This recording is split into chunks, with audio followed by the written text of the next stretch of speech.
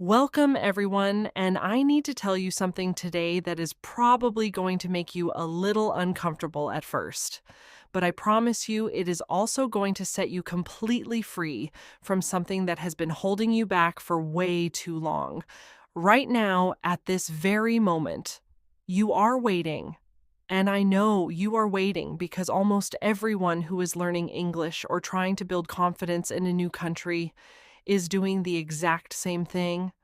You are waiting to feel ready, waiting to feel confident, waiting until your English sounds perfect, waiting until you know all the right words, waiting until that nervous feeling in your stomach finally goes away before you open your mouth and actually speak. You tell yourself things like, once I feel more confident, then I will start talking in meetings at work. Or, when my pronunciation gets better, then I will have conversations with native speakers. Or maybe next month, when I have studied more grammar, then I will feel ready to join that group or make that phone call. And I totally get it because that logic sounds reasonable and safe. But here's the truth that nobody wants to hear. That day when you finally feel ready is never going to come. And I mean, actually, never. Because you have got the whole thing backwards, and until you flip it around in your mind, you are going to stay stuck in the same place for months or even years. Here's what I need you to understand, and this is the most important thing I am going to say in this entire video. So listen carefully. Confidence does not come before action. Confidence comes after action, which means you do not speak because you feel confident. You feel confident because you spoke, and that completely changes everything once you really let it sink in. Think about a baby learning to walk. That baby does not sit there thinking, you know what? I do not feel confident enough to try walking yet. Maybe I should wait a few more months until I feel ready. No, that baby just stands up, wobbles, falls flat on their face, cries for a second, then gets back up and tries again. And after falling maybe 50 times or 100 times, suddenly they are walking across the room and everyone is clapping and cheering. The confidence did not show up before the baby tried to walk. The confidence showed up after the baby proved to themselves that they could survive falling down and getting back up. You have learned every single skill in your entire life this way. Whether it was riding a bike, swimming in a pool, driving a car, cooking a meal, using a computer, starting your first job. All of those things felt scary and uncomfortable the first time, but you did them anyway, even though you were not ready. And after you did them a few times, the fear went away and confidence took its place. So, why do you think English is any different? Why do you think speaking is going to work some other magical way, where confidence just appears out of nowhere without you having to do the uncomfortable part first? The answer is it does not work that way. It has never worked that way, and it will never work that way. But your brain is playing a trick on you and making you believe that if you just wait a little bit longer and study a little bit more, eventually you will wake up one day feeling brave and ready. Except that is a lie. Your brain is telling you to keep you safe. Let me explain how this works. Deep inside your brain, you have this ancient part called the amygdala. And its entire job for thousands and thousands of years has been to keep you alive by protecting you from danger. And back when humans lived in caves and had to worry about getting eaten by wild animals, this part of your brain was incredibly useful. But here is the problem. That same part of your brain also learned that being rejected by your tribe or your community was basically a death sentence. Because if the group kicked you out, you would be alone and you probably would not survive. So your brain developed this very strong fear of embarrassment, judgment, and social rejection. And even though we do not live in caves anymore and speaking broken English is definitely not going to kill you, your amygdala still acts like it is a life or death situation every single time you are about to open your mouth in front of other people. Every time you think about speaking, your amygdala jumps in and starts screaming, "Wait, danger, do not do it. What if you say the wrong word? What if people do not understand you? What if they think you sound stupid? What if everyone laughs at you? Just stay quiet and stay safe." And because that voice is so loud and so convincing, you listen to it. You stay silent. And then you feel relieved for a moment because you avoided the uncomfortable situation. But what you do not realize is that every time you listen to that fear and choose to stay quiet, you are actually making the fear stronger and the problem worse. Your brain takes notes. It says, "Okay, we stayed silent and nothing bad happened. That means speaking must be dangerous. So next time we should definitely avoid it again." And now the fear gets bigger and the confidence gets smaller. And this is why some people wait 5 years, 10 years, or even longer, and they still do not feel ready because waiting does not build confidence. Waiting builds more fear. And the only way to shrink the fear is to prove to your brain that speaking is actually safe by doing it over and over again until your brain finally gets new evidence.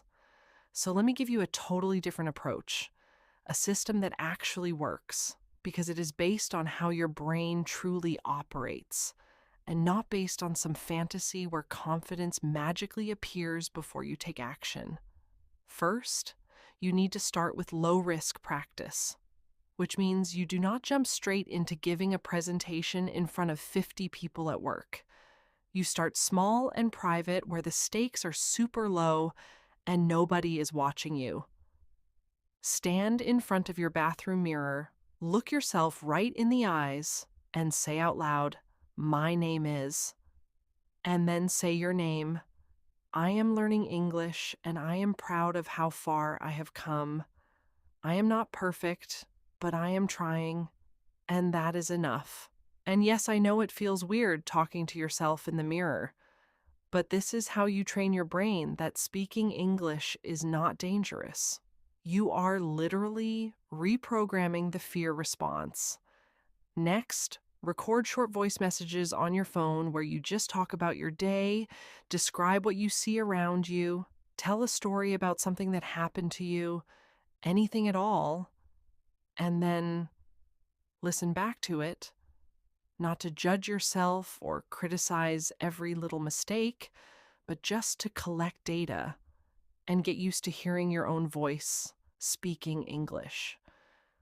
Once you have done that for a few days and it starts to feel a little bit less scary, then you move to micro commitments, which means you commit to speaking just one sentence out loud to another human being every single day. And I am talking about the smallest possible interaction, like saying, "Good morning, how are you?" to your coworker when you walk past their desk, or saying, "Thank you so much, have a great day" to the cashier at the grocery store, or texting a friend and then calling them for 30 seconds just to say, "Hey, I saw your message and I wanted to say hi real quick." Because here is the secret. Your brain does not know the difference between a big conversation and a small conversation. All it knows is that you spoke. The other person responded, nothing terrible happened. And now you have one tiny piece of evidence that speaking is safe. Do that every single day for a week, and you will have 7 pieces of evidence. Do it for a month, and you will have 30 pieces of evidence. And after a while, your brain stops screaming danger every time you open your mouth because it has proof that you have survived this 100 times before. Now, here's the part that is going to feel the most uncomfortable, but is also the most powerful. And that is learning to use what I call the 10-second rule. Because scientists have figured out that when you feel the urge to do something brave, You only have about 10 seconds before your brain talks you out of it. So the next time you are sitting in a meeting and you have a thought or a question, the next time you see someone and you want to introduce yourself, the next time you have any opportunity to speak, you count backwards in your head. 5, 4, 3, 2, 1, and then you just do it. You open your mouth and you let the words come out, even if they are messy, even if your voice shakes, even if you are not sure it is the right thing to say. Because if you wait longer than 10 seconds, fear will win and you will stay silent again. This is not about being perfect. This is about being brave for 10 seconds. And 10 seconds of courage can change your entire day, your entire week, and eventually your entire life. Because confidence is not built by thinking about speaking. Confidence is built by actually speaking and surviving it, and realizing that the monster in your head was so much bigger than the reality. You are ready right now, not tomorrow, not next month, not when you finish one more course, right now. And the only thing standing between you and the life you want is your willingness to be uncomfortable for a few seconds at a time. So stop waiting for ready. Stop waiting for perfect. And start speaking before you think you are prepared, because that is the only way forward. Now, let me tell you something that is going to completely shift the way you see this whole situation, because courage is not something you are born with, and it is definitely not something that just magically shows up one day when you feel like being brave. Courage is actually a muscle, and just like any muscle in your body, the more you use it, the stronger it gets, and the more you avoid using it, the weaker and smaller it becomes, until eventually you forget you even have it. Think about it this way.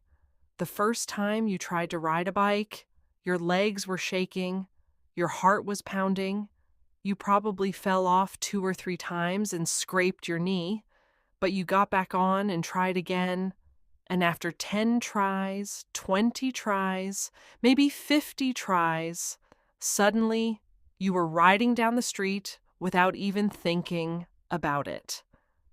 You did not wake up one morning with the ability to ride a bike perfectly.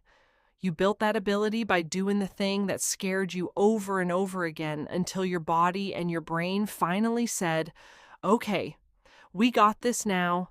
This is normal." And that is exactly how speaking English works. Except most people never give themselves enough chances to build the muscle because they quit after the first fall. Every single day, you have opportunities to build your courage muscle, and I am talking about tiny little moments that do not seem like a big deal, but actually change everything when you add them up over time. Let me give you a challenge that will transform your confidence in just 30 days if you actually commit to doing it. And this is not some complicated system that requires hours of your time.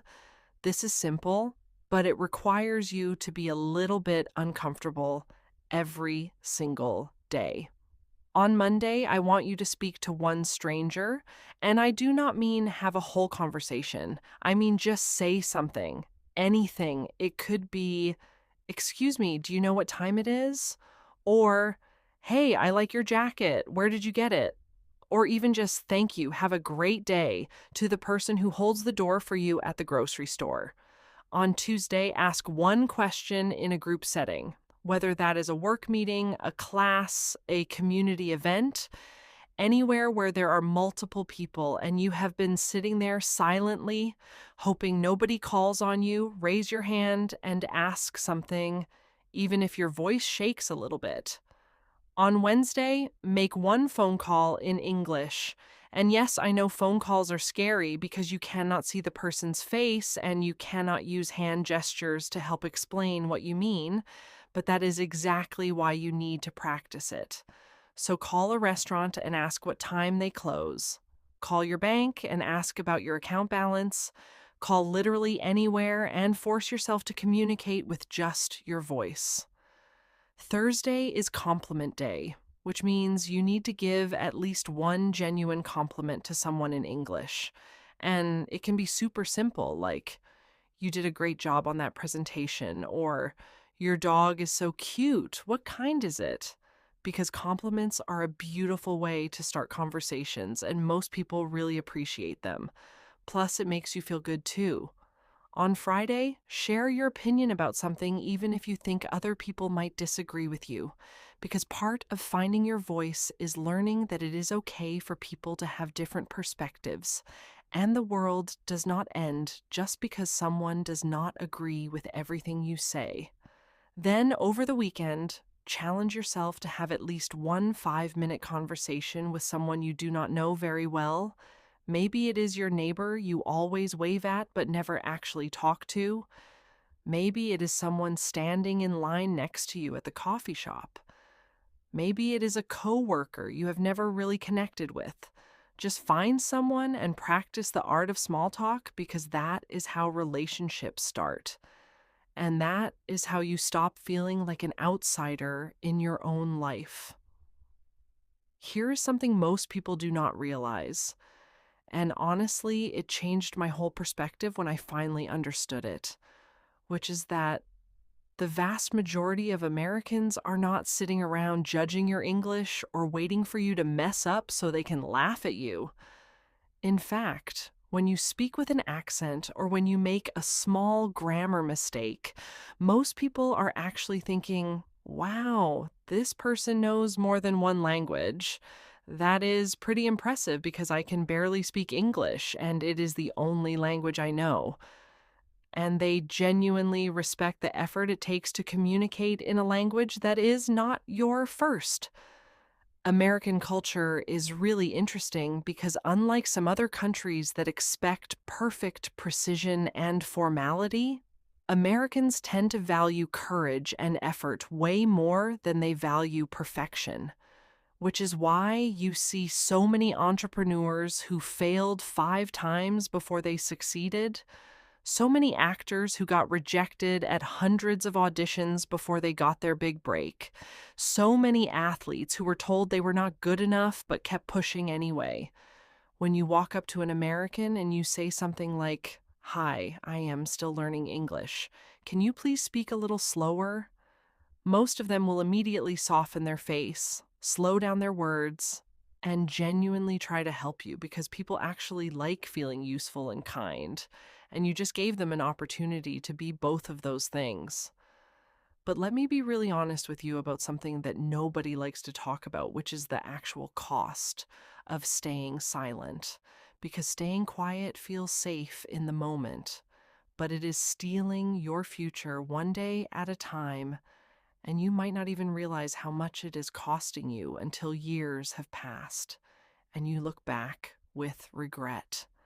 Right now, today, there are people getting promoted at jobs not because they are smarter than you or better than you at the actual work, but simply because they speak up in meetings and their boss knows what they are thinking, knows what ideas they have, knows what value they bring. While you sit there with brilliant thoughts locked inside your head, and your manager does not even know you have opinions because you never share them.